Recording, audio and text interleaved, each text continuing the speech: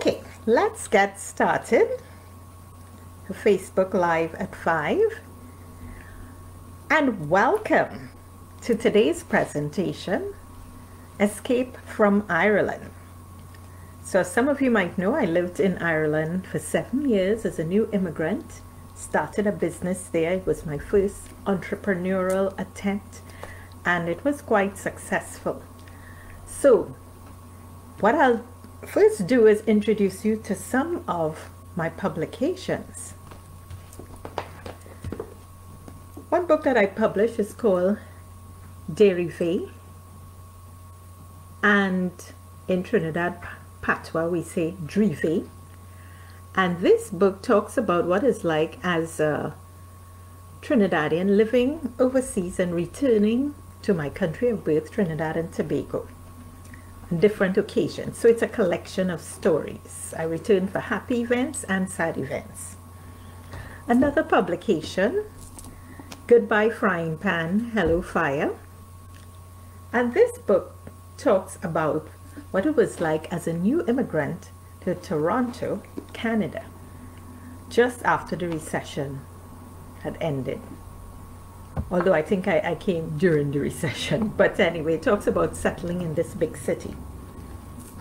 Another publication, a memoir, is Red Car Long Legs, Adventures of California and Beyond. So, I lived in California for 6 years, worked in the fresh fruit and vegetable industry, and the book talks about what life was like in California and in the produce industry and all my travels, going from one country to the next to visit farms and pack houses in Central America and South America. So very exciting if you like travel adventures. One of the more recent publications were my car keys, and this talks about my mother's journey with Alzheimer's disease. It was a form of healing for me to write this book because my mother suffered from Alzheimer's for over 10 years. We saw her slow demise, and in fact at this moment my aunt is going through the same thing, my mother's youngest sister. So she is in the final stages of Alzheimer's disease, and we are watching closely because we know it's near the end as far as this disease goes. You know, no speaking, no eating, no walking. Now I also did the illustrated children's book on the same topic, and it's that my granny helps children to understand the signs and symptoms of Alzheimer's disease, and it's told in the voice of my nephew. So as I mentioned earlier, I have one child reading this book, and a child prodigy. She was very good in reading and understanding what the signs and symptoms are of Alzheimer's disease. So, last but not least, Escape from Ireland, the book we're going to read today. And in this was my first memoir. I lived in Ireland for 7 years, and when I moved to Toronto, I couldn't get Ireland out of my head, and I had to put everything down in writing. So Escape from Ireland was the first book, the first memoir that I'd written, and I decided after that to continue writing because it was such a great experience to put all these memories down. I think if I had left everything by now I would have forgotten all the experiences. So I'm quite happy that I was able to put pen to paper, or as they say, well, in these days it's just sit on the laptop and write and write and remember and write. So it was really, really good that I had done that when soon after moving from Ireland. So that way I was able to remember many details. What I'll do now is start with an introduction in the book, just to set the tone of the book. So this book chronicles misadventures during a 6.5-year stay in the Republic of Ireland, How did a person of Caribbean descent end up living and working in Ireland? It all began in 2004 when I left a lucrative food industry position in posh Westlake, California, and traveled to Europe to get unique international experience in the food industry. I had interviewed for numerous positions in the United Kingdom with no success. Then, by a stroke of luck, I managed to get an interview in Dublin. An Irish company recruiting for their UK office spotted my resume and contacted me about a new technical manager's post in their Dublin office. They flew me to Dublin for the interview, and I was hired. After working with the company for a year and a half, I discovered the job was not what I expected. I then took off on another unique adventure, starting my own food business. The Celtic Tiger was at its height. Irish was spending and traveling more than ever before.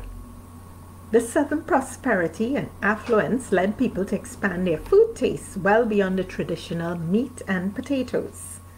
I took advantage of this newfound interest in food and started a business to promote Caribbean food in Ireland. Running my business led me off the beaten track to many farmers' markets, agricultural shows, and food fairs. I sold to delis and independent supermarkets throughout the country. Meeting numerous colorful characters in my travels helped to shape the way I view the world today. I also won and lost true love. So that's how it started. I left California. I had a really great job. Nobody could understand why I left, but just in search of adventure, and I sure did get adventure. So we have some more people joining us. Hello, hello, and welcome. Now I'm going to tell you what the first day or two was like when I moved in 2004 to Dublin. I was staying at the Harcourt Hotel on Harcourt Street, and this was actually a house that was the former residence of George Bernard Shaw. You know, he was a famous writer. But in that hotel, in the basement of the hotel, was a nightclub, the D2 nightclub. And little did I know that there were going to be parties there Thursday night, Friday night, and Saturday night. So that was quite a shock. So I'll just read a few passages here. Every night that weekend, I realized my error in having a room with a street view. I had specifically asked for a front room, so I wouldn't be looking onto a strange wall every day. However, since it was the weekend, many people were partying at the D2 nightclub every night. Revelers would drink, scream, sing, call out to friends. Smokers stood outside the club and chat before going back in. The smoking ban in buildings had been introduced the year before, and no smoking was allowed in the club. This made for loud conversations out in the street in front of the doors of the club. I wondered what sense it made to stand in front of the doors. All the smoke was blowing right back in. At any rate, it was a step in the right direction. From 2:30 a.m., the slow, reluctant journey home began. Groups left drunk and ready to face the world, or so they thought. Intoxicated patrons could be seen rolling onto Harcourt Street into taxis of all sizes, laughing hysterically. I spied on them from my bedroom window every night, envious of the fun they were having. I didn't know anyone to go with me to the D2 nightclub, and I didn't dare go alone. I shared in their drunken jokes as I observed from the window. I watched in horror as male revelers urinated on the sides of buildings. They didn't bother to hold back anything. What a mess it would have been to clean up storefronts the next morning. This was how the young partied. So, that's what I observed, the first night in Dublin. And it was quite It was exciting, but all I could do was peep from my window and see the scene, as they call it. Then I had to determine where to live too. I didn't know where I was going to live in Dublin. So I managed to get someone from the company, Ray, who would take me around. I also had some guidance from an acquaintance who lived in Dublin. I was cautioned by a Dublin acquaintance in advance which areas to avoid and which were acceptable. She told me South Dublin was the best place to live. South Dublin meant south of the Liffey River. It was fascinating to me how different the population, the accent, the character, and the beliefs of city people could become just by crossing the simple barrier of a very narrow river. Since I had chosen to live on the north side for convenience of work and school, I needed expert advice on what was acceptable. You don't want to go anywhere near Ballymun, Finglas, or Cabra. There are too many gangs, and these places have a bad reputation, said my Dublin friend. We never go near any of those areas. Focus on Glasnevin and Drumcondra, she said. Those areas are more suitable. Clontarf is lovely near Dublin Bay. Malahide has a yacht club, and rich people live in Howth. My acquaintance had an odd accent, half British and half American. I was to learn later that her accent was a posh South Dublin accent. She continued, swords and santry were cheap and cheerful. All sorts live there. I wouldn't bother if I were you. So armed with this advice and the warnings, I knew where to live and where not to live in Dublin. So what do you think of this? All the advice of these places in Dublin. Not a very big city, but there were certainly quite a few little territories and pockets that I was told not to live in, because all sorts live there. Anyway, it was hilarious, but I followed the advice. Yes, let's see. Oh yes, peeping through the window. I did a lot of that while I was there, and then neighbors also observed me by peeping through the window, and I will talk about some of that as we go along. Now I'll tell you about going to the office. So my colleague Ray met me again to show me how to get to the office, and we had to drive through the back roads around Dublin Airport. I tried to take note of landmarks like billboards, open fields, trees along the way before reaching the gates to the company. It all looked the same except for pockets of construction. So it was quite confusing, and I wondered if I would ever be able to remember which road to take through the fields when I got my car. We saw a group of cars parked off the roadway near the airport. People were relaxing and watching the runway of the airport, and a food van was selling refreshments. What are they doing? I asked. Oh, spotting planes. It's a favorite pastime. That was really different for me. Why would people spend their time looking at planes landing and taking off? I would rather be flying somewhere. I guess anything could be the subject of entertainment, especially with food and drinks readily available. The Irish were funny. So imagine spending time just watching the planes go up and down, and a food truck was selling refreshments. So, you could spend your time like all day and all evening out there. When I got to the office, I was greeted by a Scottish receptionist. How was your trip from California? She said with a thick Scottish accent, and she rolled every R. Then Lisa, Human Resources Manager, took me through all the particulars of the job. After being advised of the pension plan, deductions for tax, and documents assigned, she advised me that I would have to wait for a work permit to be processed, and she hoped it would be approved. What did she mean by that? She hoped it would be approved. I had traveled thousands of miles from California, sold my home, put all my possessions in a 40-foot container bound for Ireland. Her ease and casualness were shocking. These things take time, but someone in the company knows someone in the immigration office, she explained. He'll work on the application quickly and get back to us within a week. That situation reminded me of the buddy-buddy situation in Trinidad. I would have to just sit tight for a few days and await my fate. The company had given me a generous moving allowance to cover all expenses, so I had to stretch that allowance out for the few weeks that it took to get settled. So just imagine, I had moved all the way to Ireland, and they didn't even have a work permit prepared for me.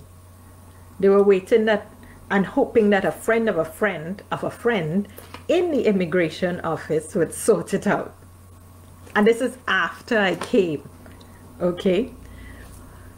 Oh, hi, Gloria. Good to see you this afternoon. I know you've been to Dublin quite a few times, so hopefully you will enjoy some of the readings this afternoon. Yes, but the Irish were very casual, and I had been living in United States for many years where things were really fast paced. But with the Irish, it was like, okay, it'll happen sometime. So I couldn't understand the casual, easygoing lifestyle. So it took a lot of getting used to, but everything was casual, easygoing, a bit like some Caribbean countries. So in some ways it was easy to settle in Ireland and just pretend that I was in a colder version of the Caribbean. Right, now I'm going to read for you what happened first day on the job when I sat in meetings and sat in the office. Everyone was friendly. The task of remembering so many names, and really strange names in my opinion, was daunting. I used funny images and persons' features as reminders.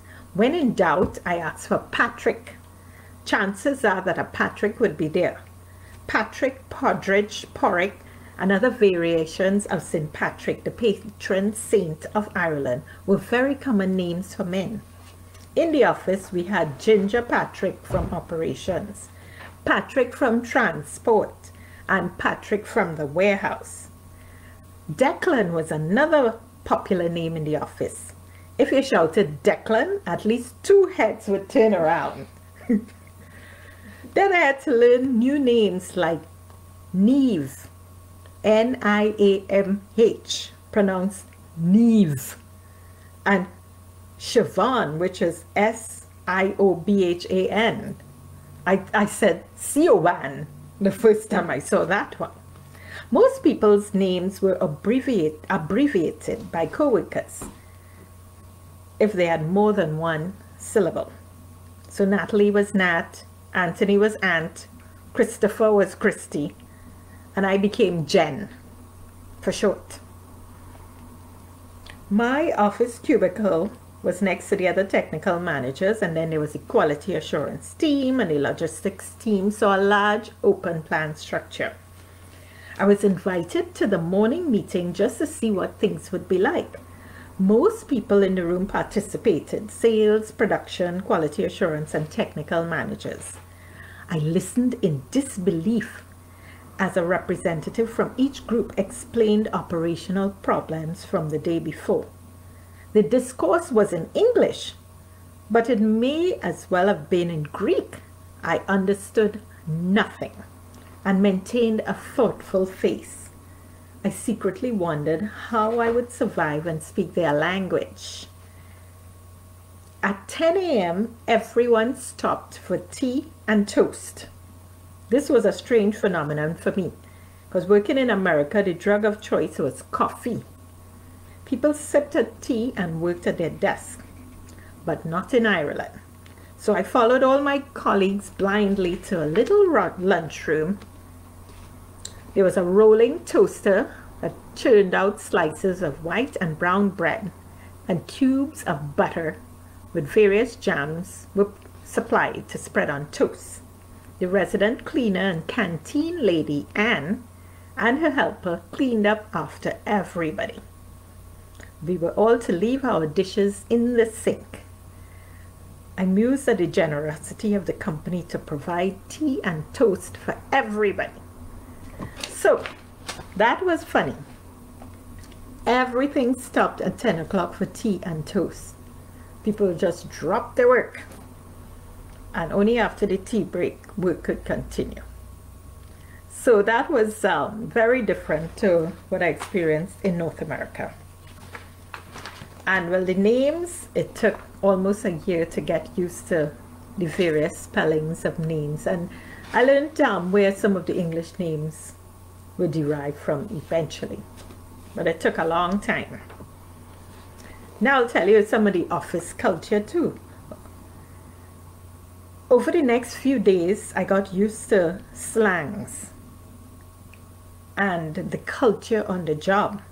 The staff showed no mercy when it came to teasing, even though I was a newcomer. I wasn't sure if people were just insensitive or they were out to cause me trauma. I decided it was probably good natural fun. All I knew was that the workplace humor was very different to corporate America. Teasing and public ridicule on the job were widely accepted. I didn't realize this and got offended when jeered a few times for not keeping up or even understanding the local parlance. Very unprofessional, I thought. How could they laugh at their colleagues? How was I to know when John asked for a biro, he meant a pen? I asked if this word was derived from Latin. The office laughter was uncontrollable. I rapidly began compiling and storing a mental dictionary of Irish slangs to help me keep up with conversations. So many words, so little time. So, what do you think about that? I mean, they were speaking English, but the English was very different to North American English. And so it took more than a year to get used to all the slangs and even the sentence construction.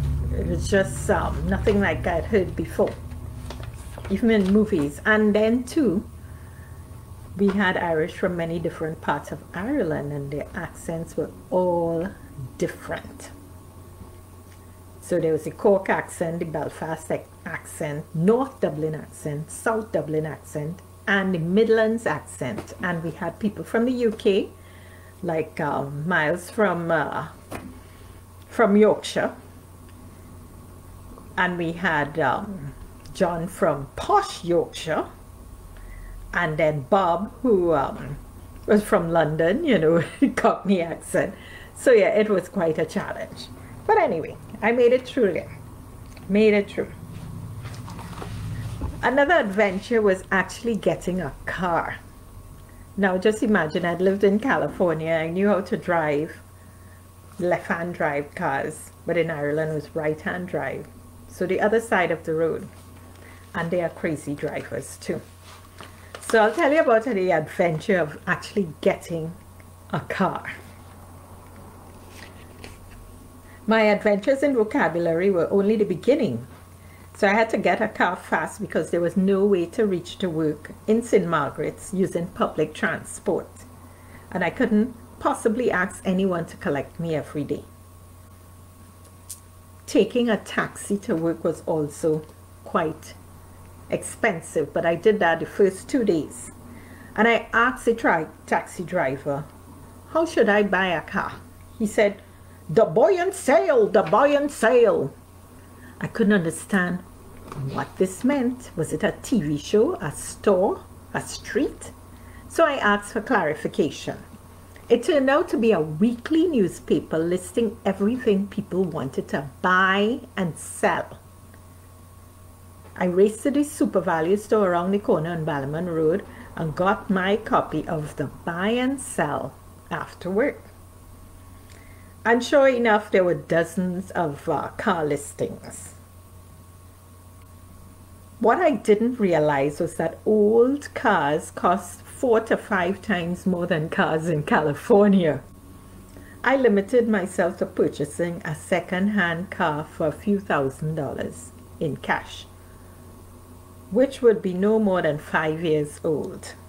I identified the various car dealers and garages located around the city, and then I planned how I was going to find them. So, and you know, if you didn't know anything in Ireland, all you had to do was ask a taxi driver. They'd tell you everything because they were the authorities on politics, you name it. Just ask a taxi driver. So I got my Buy and Sell, and one place that I went, the car dealer, I asked him how I'd get an Irish driver's license. So car dealers knew everything too, everything you could imagine. He said, take that theory test, that theory test. First, I couldn't understand what he was talking about. So I must have asked him 3 times. After some discussion, I was told to buy the book in Eason's and study for the theory tests. Now the Irish don't pronounce TH. So theory tests actually meant theory, the written driver's test. And I had to buy the book. He said, buy the book. At Eason's. Eason's was a big bookstore. So there you could get the book and study to take the written exam. So I bought the book and I signed up for the written exam. But in the meantime, I still went to get the, to buy a car. So I needed a small car to go to and from work, and the Buy and Sell took me to a garage way out on Green Hills Road in Walkinstown, near the Red Cow Roundabout. The Red Cow Roundabout was being transformed into a major intersection for the M50 motorway and M9 highway going west of Dublin. So in 2004, Ireland was just getting highways. They didn't have any highways before. So everywhere we went, there was construction. And what used to be a massive roundabout called the Red Cow Roundabout was being transformed into overpasses and all, you know, parts of the highway, but everybody still called it the Red Cow Roundabout. So I was looking for a roundabout that just didn't exist, but the name was still there. Anyway.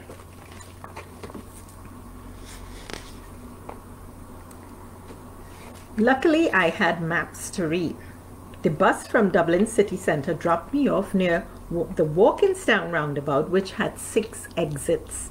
I walked around that roundabout twice, dodging traffic and wondering which exit was actually Green Hills Road.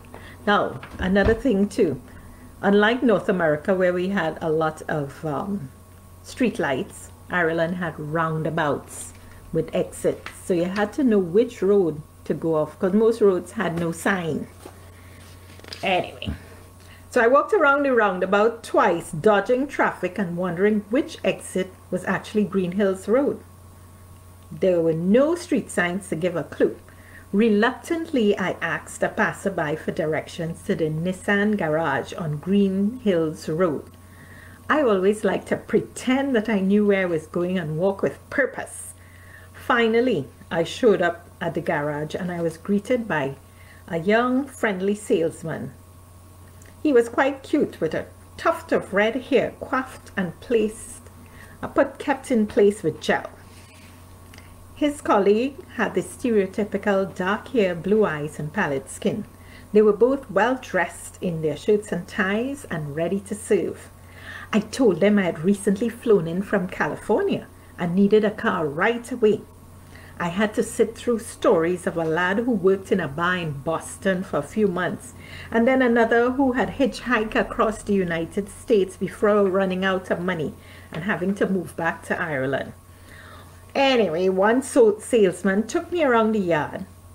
I gave him my budget, which was up to 4,000 euros, and we settled on a white Nissan Micra with minimal mileage. I said I was anxious to get the car, and so he said it could be arranged that very day. I must have been the only person to walk into their office and put a car purchase on my credit card that day. They looked at me in amazement. My US credit card, with its enormous limits, was a handy tool to have in Dublin at that time. I felt relieved to be able to wave the bus goodbye that day. After numerous calls to the credit card company, everything was arranged.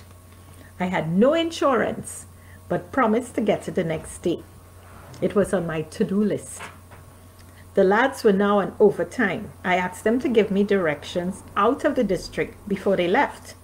So they gave me drawings of many roundabouts, landmarks, and assorted arrows to get from Walkingstown back to Ballymun Road in North Dublin, where I was living at the time. There was no need for me to go through the city, they said. Just get onto the M50 motorway and Bob's your uncle, which means I'll be okay. Bob's your uncle. So it was a crazy adventure buying a car. I think it was my 3rd or 4th day in Dublin, putting it on the credit card and driving out, no insurance or anything, into the maze of traffic, because it was rush hour with construction on all the highways that were being built. What a crazy time. But I managed to find my way very slowly back to North Dublin, and as it's all written in the book too, the adventure was crazy. Anybody has any comments? No or low signs. Taxi drivers are ambassadors. Oh yes, taxi drivers know everything. They are the guardians of information in a city. Now, because I was a single woman in the city, I wanted to find out about dating in Ireland. So my 2nd week there, I decided to try speed dating, because I had done this before in California before I moved to Dublin, and I wondered what it would be like over there. I went online to see what was happening in Dublin, and my eyes caught an advertisement for a speed dating event on Thursday evening at a bar in town. Aha, I thought, that would certainly give me a thrill or a scare. As the case may be, I filled in the application form, then hesitated for about 5 minutes, walked around the kitchen, drank some water, then I came back and hit the send button. I waited to come home from work that Thursday so I could get ready for the event. How many guys were going to be there? Would they be cute or geeks or jocks or what? Would they have met foreign girls before? What would they think of me? What should I wear? I had to look cute, but not too tarty, as they say. My wardrobe was limited because everything seemed to be in this container that I sent from California to Ireland. Should I put my hair up? Should I leave it down? How much makeup should I wear? I settled on a blouse and jeans with high heel sandals. My hair was straightened and left loose. I wore a reasonable amount of makeup. Knock them dead, I thought. Too bad if they don't notice. The event was in a bar on St. Eustace Street in Temple Bar. This was the old cobblestone touristy part of the city. Looking for the right bar took some time, but I was early. I must have been the first to get there. The organizers were at the door to welcome me, checked my name on the list, and they gave me a name tag. I promptly ran to the ladies' room to powder my nose. No guy was going to see me as an eager early bird sitting alone. There were 1 or 2 other girls in the ladies' room, however, so I was not alone. I chatted briefly with them. They were both there for the speed dating. One had done it before, and the other girl was a first-timer. I pretended to be a first-timer. I had done this in Los Angeles, but it proved useless. So as a first-timer in Dublin, I waited with bated breath to see what would happen. I sized up the competition. Too fat, I thought. She looks a bit tarty. Some of them might like that. What was I doing? I didn't have to compete with these girls.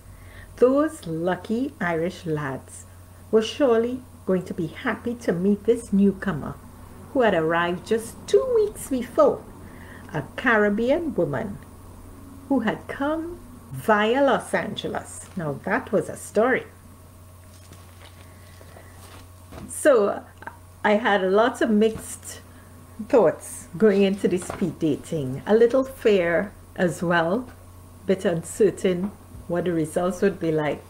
But I was there and I had to try something. I didn't know anybody really in the city. So I had to just put myself out there and go for it. So I'll tell you what happened during the whole event. The noise of the discourse at each table was deafening. I had to shout over the din to be heard and make an impression. I had read a book which said to let the man do most of the talking when you first met them and act coy. So I tried practicing during the short 5-minute meetings, acting coy, but this was not easy. My first prospect was arrogant, telling me about the extreme wealth in Ireland at the time. He must have imagined I had dropped in from the bush in Africa. I wanted to ask him if he even owned property, and if things were so great, what was he doing at the speed dating event? Anyway, the next man was Doctor Who's Who. He probed relentlessly with one question after the next. He gave me many names of people I couldn't possibly know since I had recently arrived. He seemed 2 feet tall. If I went out with him, I could never wear heels. Even in flat shoes, I could eat soup off the top of his bald head. No, no, no, I decided. Then Eddie sat in front of me. This tall, lanky hunk with longish hair really had me hooked. He had the most wicked smile and teasing green eyes. I was mesmerized by the conversation. Maybe it was his piercing eyes that searched my cleavage, or his big hands. He looked like a bad boy in his jeans and shirt, which had a couple buttons undone. I checked yes, triple yes. My heart was aflutter. Then the bell rang, and we both stared longingly at each other as we parted. I had to meet him again at all costs. So, during this speed dating, it's arranged that the women stay seated and men move from one table to the next, and you have 5 minutes to strike up a conversation. So I met many different characters during the evening, and we had to see if there was a match. So the organizers were going to send back results the following day.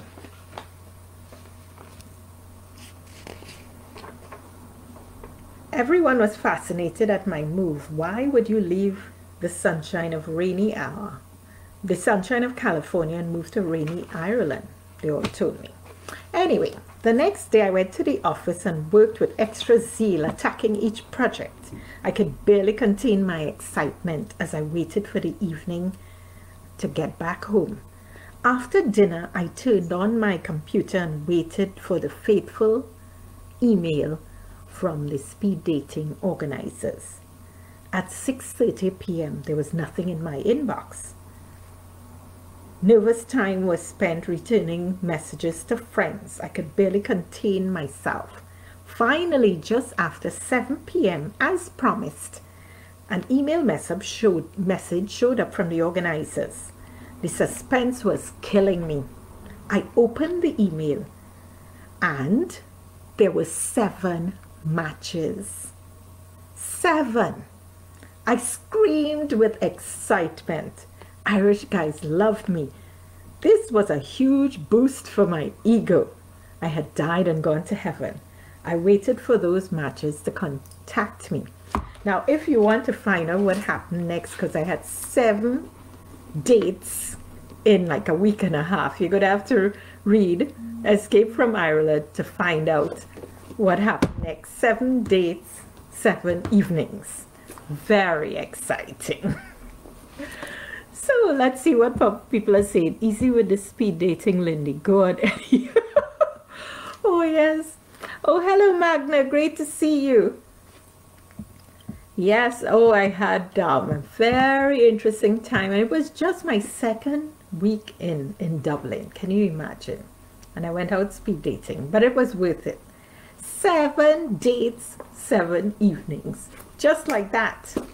So it was worth putting myself out there just to test the waters and see what could happen. And all the dates were quite interesting. Not all good, but interesting. Yes.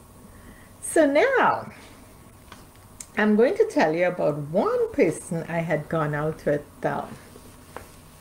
during that first summer in Ireland. It was July. And I met one person who took me to many nice events, like the Chinese opera, where we didn't understand anything, but it was at one of the large concert halls in the city. And we went to lovely concerts and dinners, etc. And I told him I like to go dancing. So I had an au pair who was staying with us to help with babysitting. And that way I was able to go out on evenings. With a ready babysitter, I was able to go out on the town now and then. And I happened to meet a kind government man called Cahal. He was straight-laced and skinny, with a balding head over which a few thin strands of remaining greasy hair were stretched to create the illusion of coverage. He smelled of yesterday's perspiration and cologne. By all accounts, his shirt and pants had missed the efforts of an iron. However, he was very polite and very generous. He offered to take me to some of Dublin's most famous venues, especially when he got complimentary tickets from associates at the job. I thought that if I could ignore his smell, the strange habit of sitting back and looking at me sideways, and the piercing eyes that didn't blink, everything would be fine. I also had to ignore his attempts to impress me with the fact that he was well placed in his government office and made a salary of 90,000 euros a year. He also owned a house in Tullamore, County Offaly, and expected to get a promotion soon. All this information was presented in the first 10 minutes of the date. So what do you think of this? Somebody tell me. What do you think of Cahal? Would you continue dating him or not? Anybody?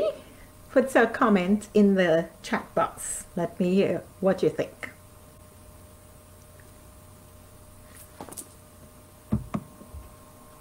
I continued going out with Cahal because he was an interesting character. And yes, I ignored the smell as much as I could. But you know, sometimes he'd come directly from work, but I don't think he showered too much, which I realized many people didn't in Ireland at the time. They just didn't shower much, especially in winter. No. So you had to get used to the humor and say, oh, Sandra said, no way. Well, oh yes, so he didn't blink. He would look at me like this. He didn't blink. So he was quite a character, but very kind. So I tried to go out with him quite a few times. And I'll tell you some more jokes now. I told him I liked to go dancing, and so he obliged. He took me dancing.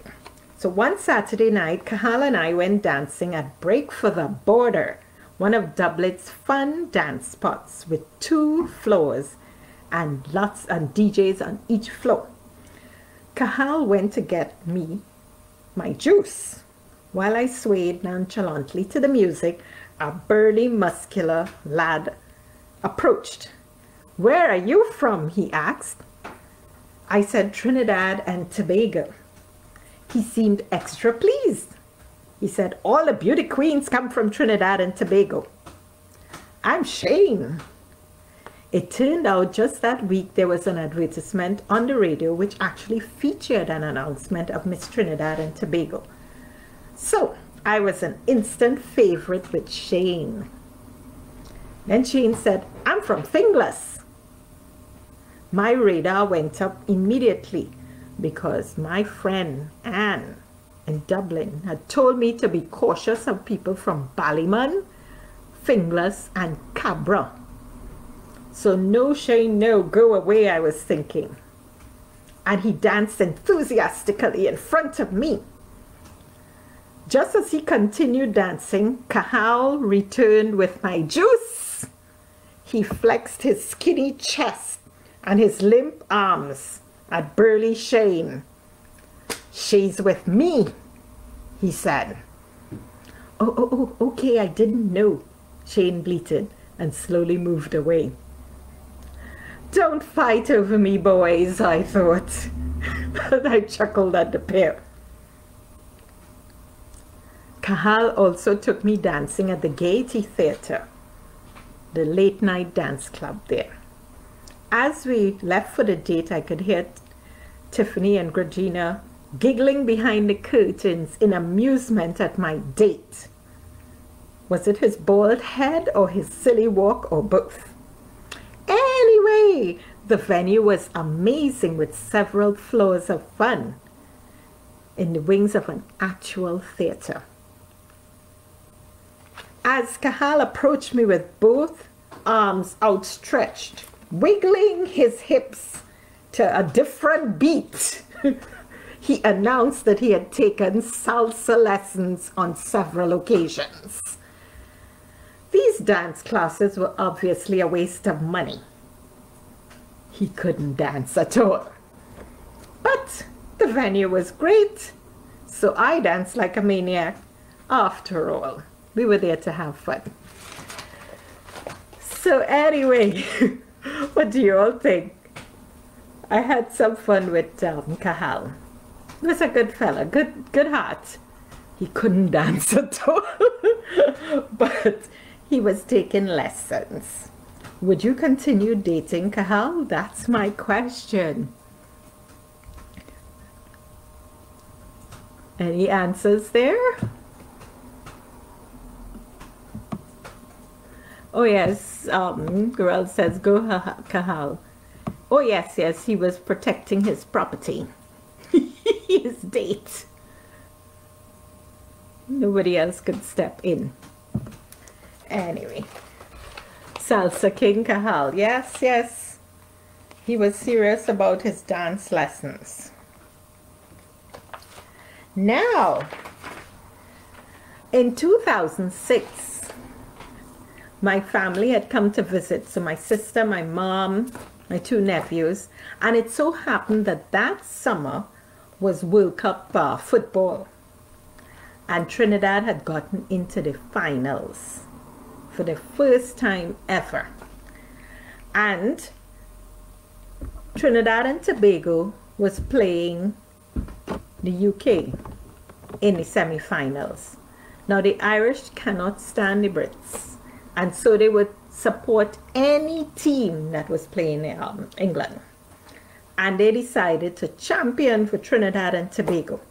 So my favorite radio station held a competition, and they were having a big party in support of Trinidad and Tobago to watch the match, the semi-finals. So I'm going to tell you a bit about that.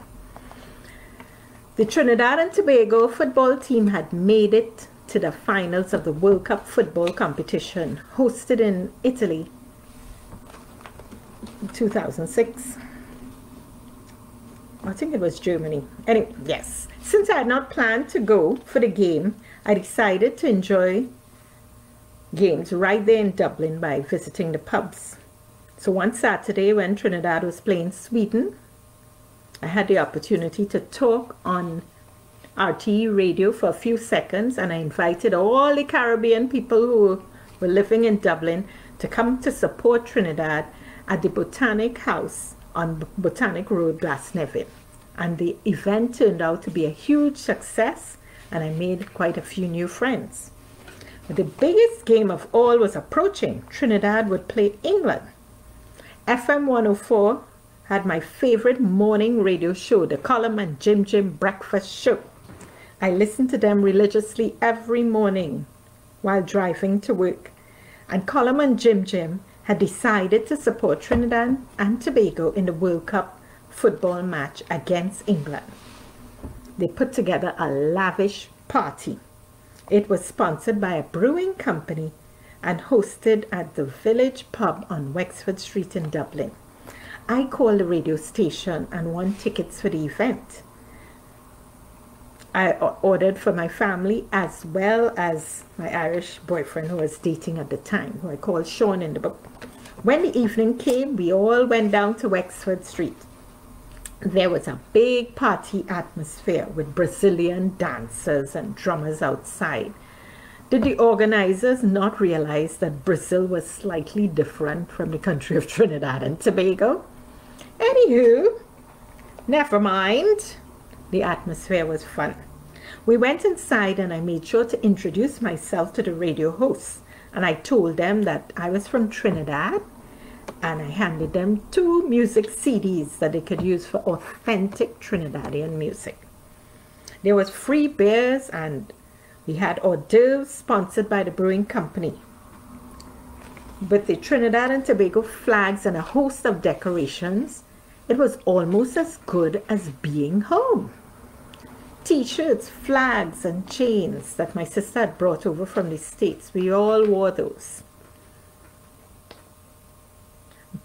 Colette protested against my market vendor attitude because I was trying to sell a few of them in front of the pub.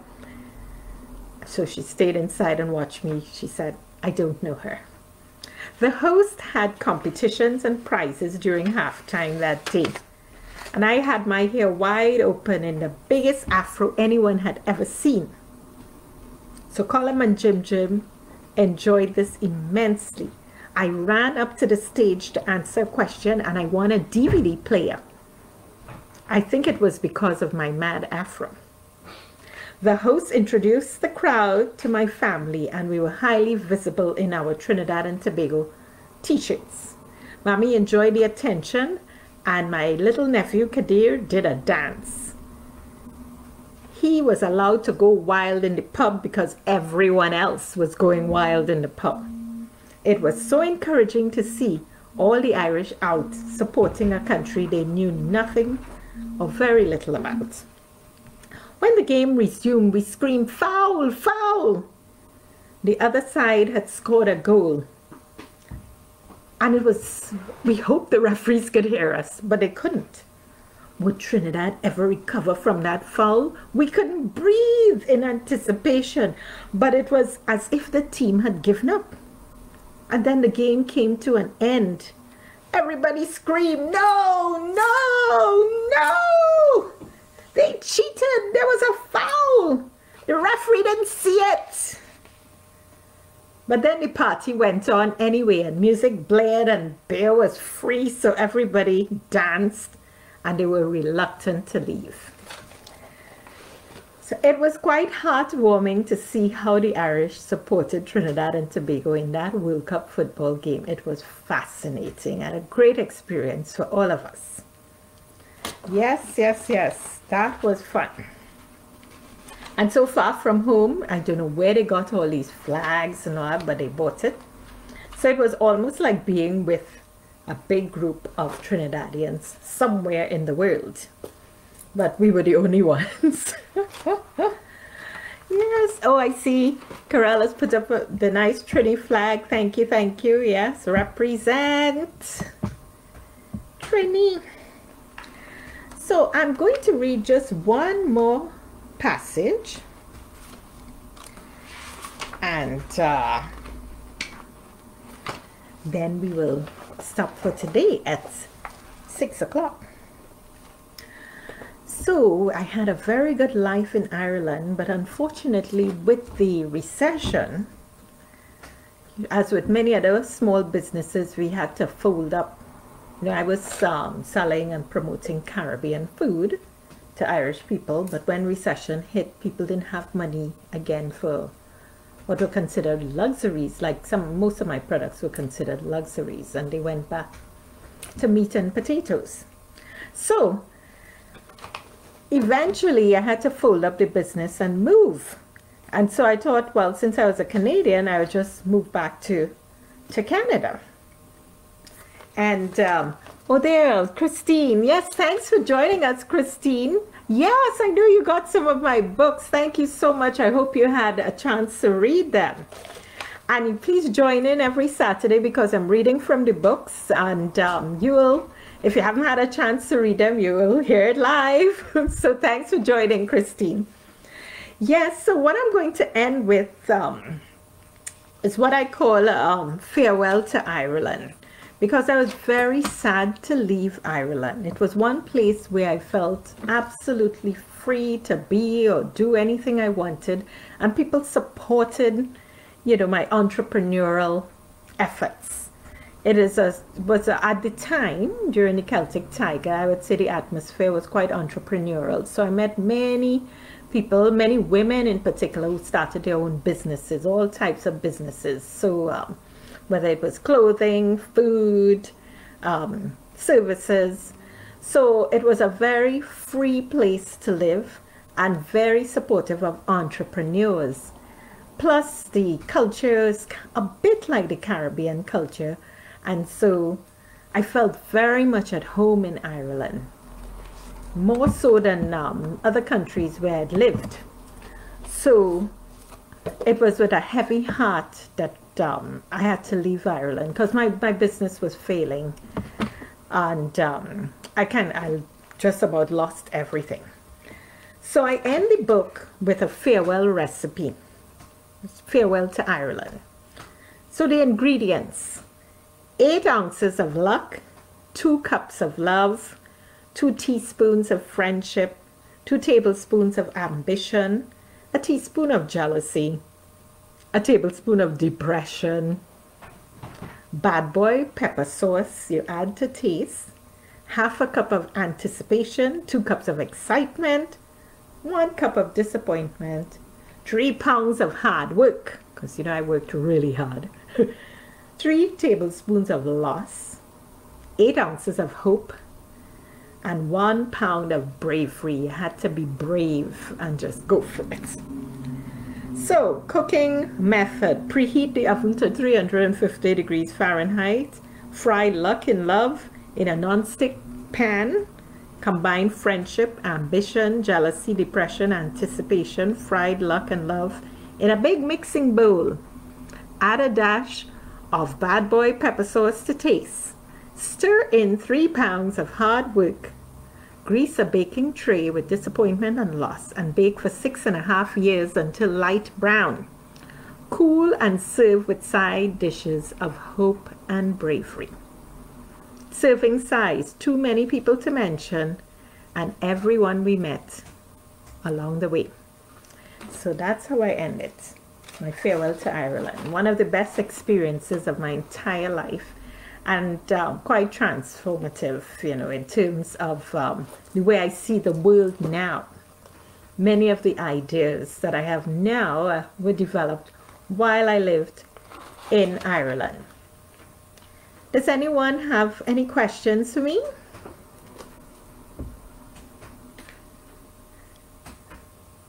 Has anyone here been to Ireland? Just leave a comment in the comment box. We have a few more minutes before we end.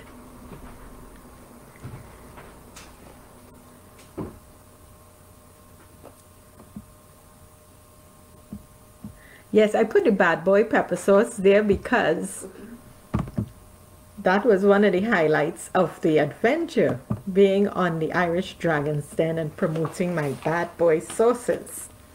So it had to be part of the recipe, the Farewell to Ireland recipe. Any other comments from our guests today?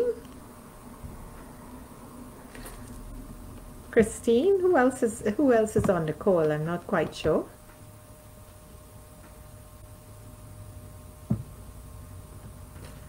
So if we have no other comments, I'm going to end the show for today. Thank you so much, everyone, for attending Facebook Live at 5. And if you're interested in any of the books, you can look at my website. I'm going to put it in the link in the box down here. jennylyndjames.com/books, and there you would find information about all my books on the website. Magda, let's see, Magda visited Ireland often. Oh yes, so you're based in the UK. Yeah, the people are very friendly. What I remember most is being, in pubs and just everybody wants to talk to you or ask questions. The 25 questions, I call them, because everybody wants to know where you're from, what you're doing there, who you know. So 25 questions, but all in good fun. And people were very friendly. So it was quite easy to settle there. And I moved there at a happy time during the Celtic Tiger. I don't know what it's like now after recession. Maybe things have changed, but on the whole, the people were very friendly. Any other questions or comments? Well, thank you so much, everyone, for participating this afternoon. It was a joy to read to you. And next week, we'll have another book reading. So hope to see some of you there next week. Please tell a friend, share the fact that we have live book readings. And if you have copies of the books, you can follow along while I read, if you like. So thank you again, everyone, for coming out this evening, and enjoy the rest of your evening. Bye-bye.